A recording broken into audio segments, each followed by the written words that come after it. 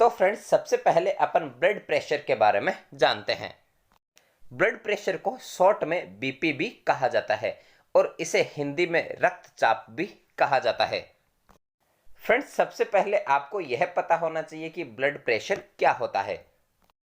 Blood pressure blood vessels में बहते हुए ब्लड द्वारा वेसल्स की वॉल्स या दीवार पर डाले गए प्रेशर को ही ब्लड प्रेशर कहा जाता है। फ्रेंड्स, इस नीचे वाले डायग्राम में आप देख सकते हैं कि यह ब्लड वेसल्स है और इसमें ब्लड सर्कुलेट हो रहा है। तो यह बहता हुआ ब्लड इस प्रकार वॉल्स पर दोनों साइड प्रेशर डालता है, उसे ही अपन ब्लड प्रेशर कहते हैं। फ्रेंड्स, ब्लड प्रेशर को हम स्पिग्मोमेनोमीटर से मापते हैं। फ्रेंड्स, ब्लड प्रेशर दो प्रकार का होता है।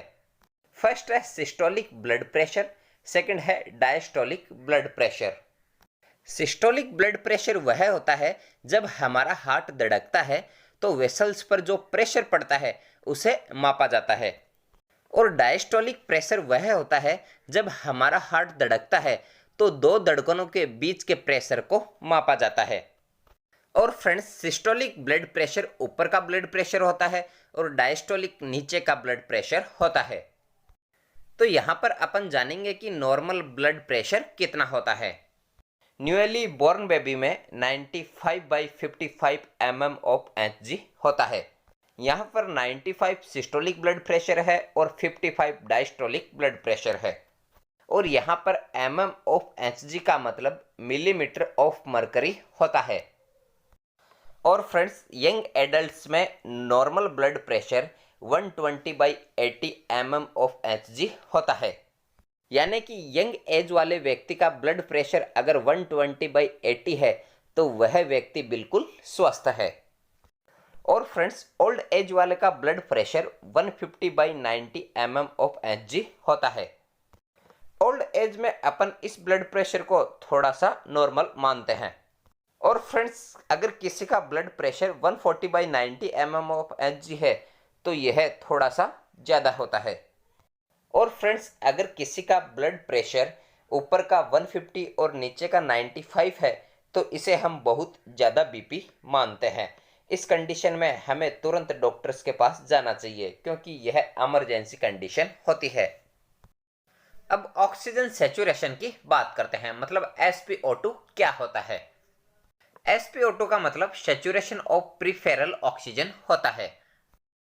फ्रेंड्स, ऑक्सीजन को ऑक्सीमीटर से चेक करते हैं। इस डायग्राम में आप देख सकते हैं कि यह ऑक्सीमीटर है और यह फिंगर्स में लगा के SpO2 को चेक किया जाता है। फ्रेंड्स, जब हम सांस लेते हैं तो उसमें बहुत सारी गैसेज के साथ हमारे अंदर ऑक्सीजन भी जाती है। ऑक्सीजन हमारे फेफड़ों के एल्वियोलाई पर जाकर हमारे टिश्यू में एक्सचेंज होती है और हमारे ब्लड के थ्रू पूरे शरीर में सर्कुलेट होती है। तो फ्रेंड्स, ऑक्सीजन का लेवल हमारे शरीर में कितना होता है आपको इसका पता होना चाहिए। अगर फ्रेंड्स किसी पेशेंट का ऑक्सीजन लेवल 94 है तो इसे हम सामान्य ऑक्सीजन लेवल मानते हैं। तो वह मरीज बिल्कुल सामान्य या नॉर्मल होता है, 94 से कम नहीं होना चाहिए। और फ्रेंड्स, अगर किसी पेशेंट का ऑक्सीजन लेवल 95 से 100 है तो उस पेशेंट का ऑक्सीजन लेवल बहुत अच्छा होता है। और अगर ऑक्सीजन लेवल 90 से 93 है तो ऑक्सीजन लेवल थोड़ा कम होता है, मतलब यह ऑक्सीजन लेवल नॉर्मल नहीं होता है। और किसी का ऑक्सीजन लेवल 90 है या 90 से कम हो गया है तो उसका ऑक्सीजन लेवल बहुत कम हो चुका है, और तो उस व्यक्ति को डॉक्टर्स के सलाह पर एडमिट हो जाना चाहिए। अब हम बॉडी टेम्परेचर की बात करते हैं, मतलब हमारे शरीर का नॉर्मल तापमान कितना होना चाहिए। फ्रेंड्स, आप सभी को यह पता होना चाहिए कि हमारी बॉडी का नॉर्मल टेम्परेचर कितना होना चाहिए। फ्रेंड्स, बॉडी टेम्परेचर को अपन एक डिजिटल थर्मामीटर से मापते हैं। इस डायग्राम में आप देख सकते हैं कि यह थर्मामीटर होता है, इससे ही अपन बॉडी का टेम्परेचर मापते हैं। अगर किसी व्यक्ति का टेम्परेचर 92 से 98.6 डिग्री के बीच है तो यह नॉर्मल बॉडी टेम्परेचर होता है। यदि किसी व्यक्ति का टेम्परेचर 99.0 डिग्री है तो यह थोड़ा ज़्यादा टेम्परेचर होता है, उस व्यक्ति को थोड़ा बुखार भी हो सकता है। और फ्रेंड्स, अगर किसी व्यक्ति का टेम्परेचर 100 डिग्री से 102 डिग्री के बीच है तो यह बॉडी टेम्परेचर बहुत ज़्यादा टेम्परेचर होता है, उस व्यक्ति को बहुत ज़्यादा बुखार हो सकता है। अब अपन हार्ट या पल्स रेट की बात करते हैं, मतलब हृदय गति या पल्स रेट क्या होती है और हमारे शरीर में कितनी नॉर्मल होती है। फ्रेंड्स, सबसे पहले आपको यह पता होना चाहिए कि हार्ट रेट या पल्स रेट क्या होती है। जब हमारा हार्ट या हृदय 1 मिनट में जितनी बार बीट करता है या धड़कता है उसे ही अपन पल्स रेट कहते हैं। मतलब हार्ट रेट या पल्स रेट आपके दिल की प्रति मिनट धड़कन की संख्या होती है।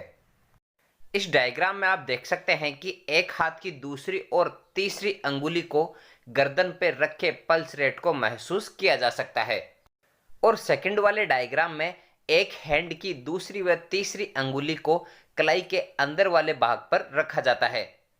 यहाँ पर अंगुलियों को रखकर अपन पल्स रेट को महसूस कर सकते हैं। हमारे शरीर में नॉर्मल पल्स रेट या सामान्य पल्स रेट 72 प्रति मिनट होती है। मतलब हमारा हार्ट 1 मिनट में 72 बार धड़कता है, तो इसे अपन बहुत अच्छा पल्स रेट मानते हैं। और अगर पल्स रेट 60 से 80 प्रति मिनट है तो इसे थोड़ा कम पल्स रेट ही माना जाता है। और अगर हमारे शरीर का पल्स रेट 90 से 120 प्रति मिनट है तो इसे बढ़ा हुआ पल्स रेट मानते हैं।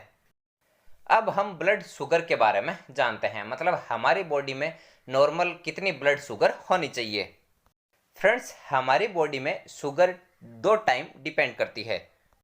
एक होती है फास्टिंग, मतलब खाना खाने से पहले, और दूसरी होती है पीपी, मतलब पोस्ट प्रांडियल, मतलब खाना खाने के बाद वाली शुगर। अगर आप खाना खाने से पहले शुगर करवाते हैं तो उसे फास्टिंग शुगर कहते हैं, और अगर खाना खाने के बाद में शुगर करवाते हैं तो उसे पोस्ट प्रांडियल शुगर कहते हैं। फ्रेंड्स, इस डायग्राम में आप देख सकते हैं कि इस ग्लूकोमीटर से ब्लड शुगर टेस्ट किया जाता है। फ्रेंड्स, अगर आपने खाना खाने से पहले शुगर टेस्ट करवाया है तो उसकी नॉर्मल शुगर रेंज 70 से 100 mg/dl होती है। यहाँ पर dl का मतलब डेसीलीटर होता है। और फ्रेंड्स, अगर आपने खाना खाने के बाद में शुगर टेस्ट करवाया है तो ब्लड शुगर की नॉर्मल रेंज 70 से 140 mg/dl होती है। अगर फ्रेंड्स आपकी फास्टिंग शुगर 125 mg/dl से ज़्यादा आ रही है तो आपको शुगर या डायबिटिक हो सकती है। अब अपन हीमोग्लोबिन के बारे में जानते हैं, इसे शॉर्ट में HB भी कहा जाता है। फ्रेंड्स, हीमोग्लोबिन एक प्रकार का प्रोटीन होता है जो कि RBC मतलब रेड ब्लड सेल्स में पाया जाता है। हीमोग्लोबिन की कमी के कारण हमारे शरीर में बहुत सारी बीमारियां हो सकती है, इसलिए हमारे शरीर को स्वस्थ रखने के लिए हीमोग्लोबिन बहुत इम्पोर्टेंट होता है। हीमोग्लोबिन मेल और फीमेल में अलग अलग क्वांटिटी में होता है। मेल में हीमोग्लोबिन की नॉर्मल वैल्यू 13.5 से 17.5 ग्राम/dl होता है, और फीमेल में हीमोग्लोबिन की नॉर्मल वैल्यू 12.5 से 15.5 ग्राम/dl होता है। अब रेस्पिरेशन रेट के बारे में बात करते हैं, मतलब हमारे शरीर की श्वसन दर नॉर्मल कितनी होनी चाहिए। फ्रेंड्स, हम नोज के थ्रू 1 मिनट में अपन कितनी बार सांस लेते हैं उस रेट को ही अपन रेस्पिरेशन रेट कहते हैं। ह्यूमन बॉडी में नॉर्मल रेस्पिरेशन रेट 12 से 16 ब्रेथ्स पर मिनट होता है, मतलब 1 मिनट में 12 से 16 बार सांस लेते हैं। और 1 से 3 मंथ के बच्चों का रेस्पिरेशन रेट 44 पर मिनट होता है, मतलब छोटे बच्चे 1 मिनट में लगभग 44 बार सांस लेते हैं। अब CT स्कोर या HRCT चेस्ट स्कोर के बारे में बात करते हैं, मतलब चेस्ट का CT स्कैन करने पर लंग्स का क्या स्कोर होना चाहिए। HRCT चेस्ट स्कोर कोरोना में बहुत इम्पोर्टेंट स्कैन था। इस डायग्राम में आप देख सकते हैं कि यह हमारी बॉडी में लंग्स होते हैं। हमारी बॉडी में 2 लंग्स होते हैं, एक राइट लंग्स और दूसरा लेफ्ट लंग्स। राइट वाले लंग में 3 लोब होते हैं, first superior lobe, second middle lobe और थर्ड इन्फीरियर लोब। और लेफ्ट लोब में 2 लोब ही होते हैं, एक सुपेरियर लोब होता है और दूसरा इन्फीरियर लोब होता है। यह लोब्स जितने %